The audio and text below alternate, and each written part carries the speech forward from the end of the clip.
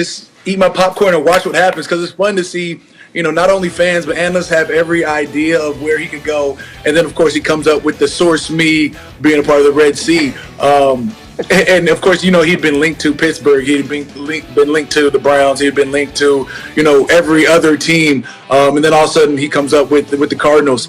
It's like everybody had their own idea until they realized this is back when J.J. Watt was in one of the greatest draft class ever in 2011.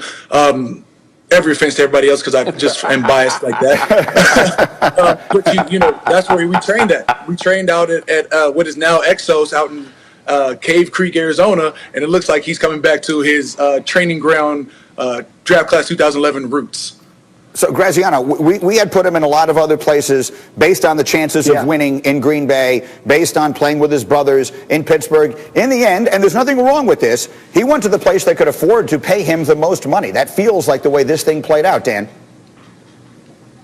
It does. To Cam's point, it was a tough day, for those of us who report on the league, because everybody was wrong about where JJ might go. But sometimes you miss. It's okay.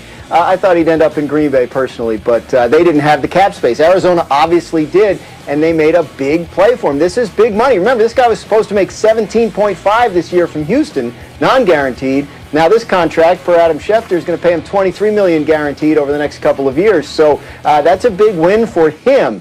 Arizona's got some other free agents on defense that they have to try and bring back, Patrick Peterson, Hassan Reddick, guys like that. But they thought they could bring in J.J. Watt, put him in the interior, kind of unlock the pass rush even more. Chandler Jones, as great as he's been with a strong interior pass rush, can only be even better. Another thing I'm sure Cam can speak to as well. But Arizona thought this was a play worth making in a tough division, and they think it sets them up.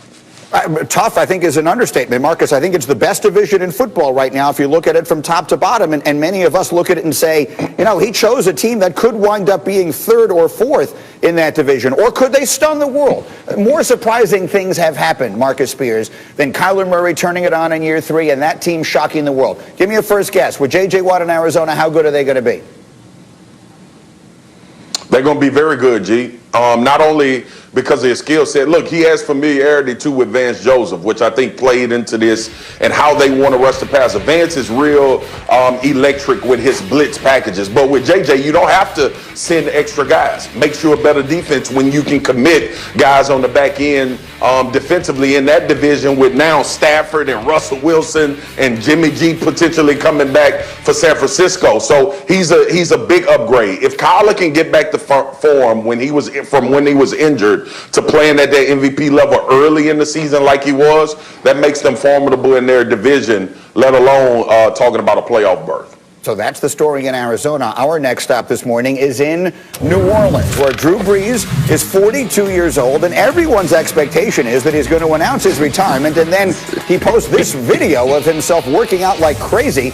You see it here, pushing the tackling sled all over the place and all the rest of that. And I will repeat what I said yesterday. If the truth is he's going to come into broadcasting, and that means that all of us in broadcasting going to have to start working out like that, I have a major problem with this. I'm not okay with it at all. But Cam Jordan, again, I think from the outside, all of us have expected or are expecting that Drew Brees has played his last game. As a teammate, when you watch that video, what is your expectation? Nothing. As a teammate, when I see this video, he's working out. That doesn't tell me whether he's in quarterback shape, football shape, or any type of shape. I mean, doesn't Brett Favre still work out? Doesn't Donovan McNabb still work out? If Donovan McNabb gets under the bench press right now and, puts up 225 for 15, will we say, oh, the cannon's back, he's ready to release one? I mean, we all have a speculation. Until Drew decides to make a decision, I'm going to take that with Drew just being Drew. I don't think Drew hasn't worked out every day since – the last time he took a break was probably before he was a Boilermaker. He's going to work out every day. That's the type of guy Drew is. He's going to work out. He's going to keep his body right. He's going to keep his mindset right. And when he decides to make his decision, that's when I'll react. When, I see every speculation going, I've had to go 10 years of, speculation. Oh, is he getting too old? Because when I came to the league, he was 32. He had just come up, he just won a Super Bowl a couple years before, and they were sitting at 32. Hey, he's a little older now, sitting at 42 or about to be 43. The world has their own decisions to make. But until Drew says something, I'm just going to sit here and let the analysts analyze. You guys do what you guys do best, and I'm going to sit here with my bag of popcorn. Until Drew says, let's go, or no, I'll be here. I'm good with that. And again, if he wants to work out, that's all good. Now, can someone get the man an elliptical? I mean, sort of to run on a treadmill? Do we need to be pushing tackling sleds all over the place? Marcus, how about it? I mean, is that just normal working out for a 42-year-old? I was a 42-year-old man once. I never did that. What do you think? Gee, it's not normal working out, but you remember I've worked out with you, and I know you'd be dead. I'd have to call the paramedics for you if you did a workout like we just watched what Drew Brees did. The bottom line is this, though. Like, I know, look, Cam is Drew's guy, and they've been on the team together. Drew out of there. I can say it. Cam said, let the analysts analyze. Well, damn it, I'm going to analyze. Drew about to chunk the deuces. Drew is getting ready to get that body right to put them suits on in the booth next year and talk about Cam balling out against somebody else. That's what he's working out for. Plus, he just wants to look good. He's trying to continue his trend of staying in football shape without it. Obviously, I didn't care about pushing the sled when I got done. I didn't want to look like I played football anymore. I wanted to look like I was on TV. So ESPN decided to give me a check. I decided to come on this television and try to look as good as I possibly could in the suits. That don't involve pushing the sled, so I see how everybody could get excited. But like Cam said, Drew is one of those guys. He gonna work out, just to be in shape. Where I'm from, you don't do that. You eat just to eat so you can enjoy eating. You don't work out to enjoy working out. Bottom line is this. Drew Brees is about to go to the booth. Cam Jordan got to say what he's saying because that's his teammate. He want to be respectful to Drew. But Drew is pushing the sled so he can look good in them $2,000 suits he about to be wearing in that booth when he talking about football next year.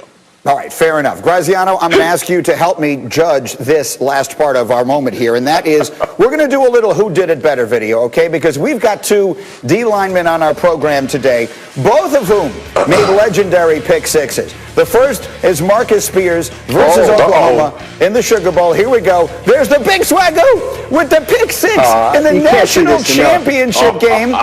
So there's that touchdown there. Man. Here he is picking it off in the national championship game. Get to the sideline.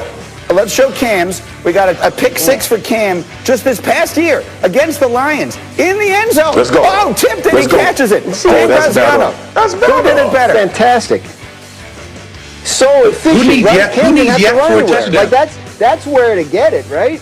Yeah, you get it right when you're already in the end zone. The work is done. In the end zone. Marcus out there running half the length of the field to score. So I think Cam points for efficiency, but Swagoo gets the points for the effort that went into actually turning it into a touchdown. What do you think, Cam? Do you have to give it up to Marcus? Do it better on the pick six? I'm gonna say yeah, because it cost me like $5,000 because I dunked right after I scored. He got his for the free. He worked for his and then got to celebrate. Mine, I got a little too zealous and I went ahead and dunked one over the crossbars. And I got a nice little fine letter in the mail. Yeah, and Marcus, you told me once because you were getting ready to get drafted. What exactly the thoughts that were going through your mind as you were running into the end zone? I'm finna get some money. I'm about to get some money. Just get in this end zone. I'm finna get paid. The draft is coming, baby. That's what I was thinking. But I got to give it to Cam, man. Cam got a batted pass, he got a catch, an interception, and a touchdown. That's 3 plays. That's why he's making all that money.